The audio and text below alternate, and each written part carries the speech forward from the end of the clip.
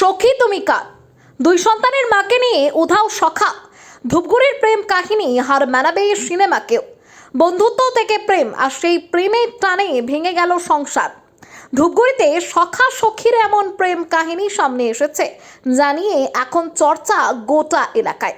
স্থানীয় সূত্রে জানা যায়, দুই যুবক ছিলেন ঘনিষ্ঠ বন্ধু। দুজনেই বিবাহিত। এক বন্ধুর বাড়িতে অন্য বন্ধুর নিয়মিত যাতায়াত ছিল। সেই সূত্রেই পরিচয়, তারপর ঘনিষ্ঠতা এবং ধীরে ধীরে জন্ম নেয় প্রেমের সম্পর্ক বলেই অভিযোগ। এলাকাবাসীর দাবি, স্বামী বাড়িতে না থাকার সুযোগে দীর্ঘদিন ধরেই চলছিল গোপন সম্পর্ক। বিষয়টি নিয়ে বহুবার আপত্তি জানানো হলেও পরিস্থিতি পরিবর্তন হয়নি। এরপর একাধিকবার বাড়ি ছেড়ে চলে যাওয়ার ঘটনাও ঘটে বলে অভিযোগ। পরিবারকে বাঁচাতে এবং নতুন করে সংসার গড়ার আশায় স্ত্রী ও সন্তানদের নিয়ে ভিন রাজ্যে পাড়ি দিয়েছিলেন স্বামী, কিন্তু সেখানেও শেষ রক্ষা হলো না। অভিযোগ, চিকিৎসার অজুহাতে বাড়ি থেকে বেরিয়ে প্রেমিকের সঙ্গে ফের উধাও হয়ে যান ওই গৃহবধূ।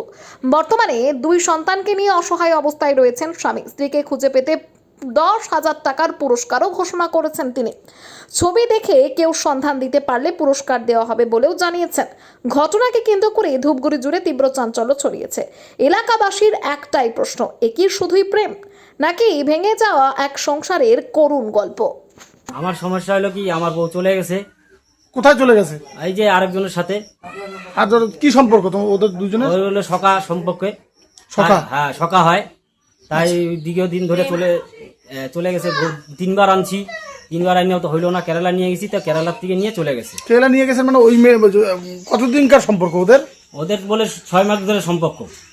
ওদের প্রেম বলে 6 মাস ধরে চলছিল। কিভাবে প্রেমের সূত্রপাত হয়? ওই যে মানে সাগাইয়ের মধ্যে হয়েছিল। ছেলেটার সাথে কি সম্পর্ক ছিল তোমার? সাগাই ছিল, সাগাই মানে আমার তো ছিল না। ওদের বলে সখী হয়, সখীর বর হয় ওটা। আচ্ছা। সখীর বরের থেকে নিয়ে এইভাবে হইলো। আমাদের বাড়িতে আসতো, আইসা আমরা তো আর জানতাম না কি। আমরা জানি সাগাই মানুষ আসছে, সাগাই খাইতে আসে, তা আমরা তো জানি না দুজনের ভিতরে কি প্রেমের ইয়ে চলে।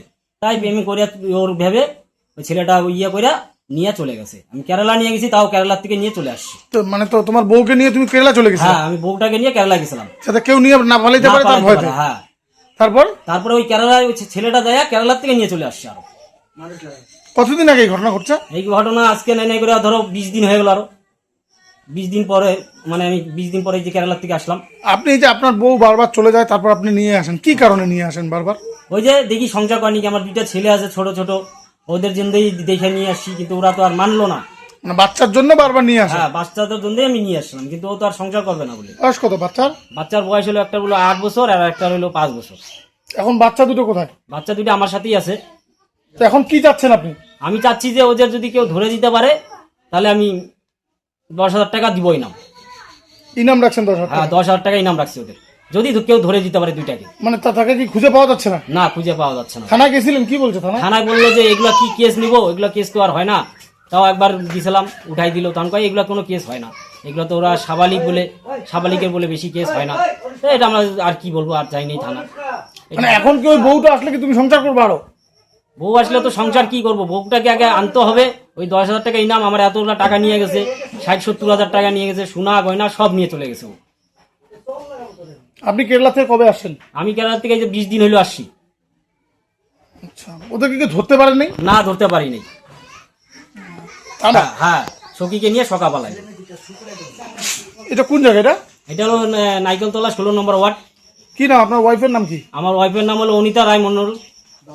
আর সখার নাম? মিঠুন বিশ্বাস। কোন বাড়ি কোথায়? ওর বাড়ি হলো এই ফুলবাড়ি, জোড়া শিমলা। বলে আপনার বিয়েটা কি দেখে শুনে বিয়ে হয়েছে? না, আমাদের তো ভালোবাসা করেই বিয়ে হয়েছিল। আপনার নাম? আমার নাম আনন্দ মন্ডল। এই যে বারবার মানে সংসার করি খায়, অশান্তি করে শোকার সাথে। শোকা আসে বা এই শোকা তো বাড়িতে থাকে না, কেরালা গেছে। তারপরে আবার ওরা এখানে আসলো, সবাই মিলে থাকার জন্য ব্যবস্থা করলাম। ব্যবস্থা করার পরও থাকবে না, তারপরে আবার এই শোকাও আবার নিয়ে গেল যে আমি 2জনে সংসার করি খাই। খাওয়ার আশা করি না, নিয়ে গেল সংসার করি খাবে। নিয়ে এসে তারপরে 2 দিনে বুদ্ধি করে আবার গেল শিলিগুড়িতে, ওইখানে যে একবার আটকা পড়লো, ওইখান থেকে আবার নিয়ে আসলো, আইসে সংসার করি খাবে। মানে সখীকে নিয়ে বারবার পালিয়ে যায়? হ্যাঁ, সখীকে নিয়ে শোকায় বারবার নিয়ে যায়। শোকা থাকে সাথে, থাকার পরে এখন শোকা কোনো কামে কাজে যায়, তখন শোকা নিয়ে এখন চলে গেছে।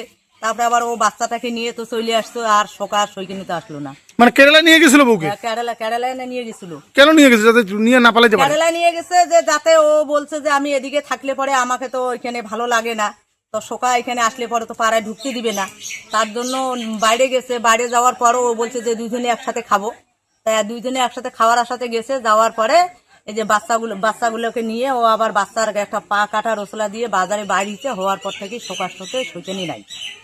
মানে কেরালা থেকে নিপাত্তা? হ্যাঁ, ওই ওটা থেকে নিকাত্তা হয়েছে। তো বললাম এই যে পরিবারে বাচ্চা কয়টা রয়েছে না? বাচ্চা দুইটা, একটা বেটা একটা বেটি। আচ্ছা, তা এই যে ছেলেটার কি অবস্থা এখন? ছেলেটা তো মনে করে সংসার করার ইচ্ছে এখনো আছে।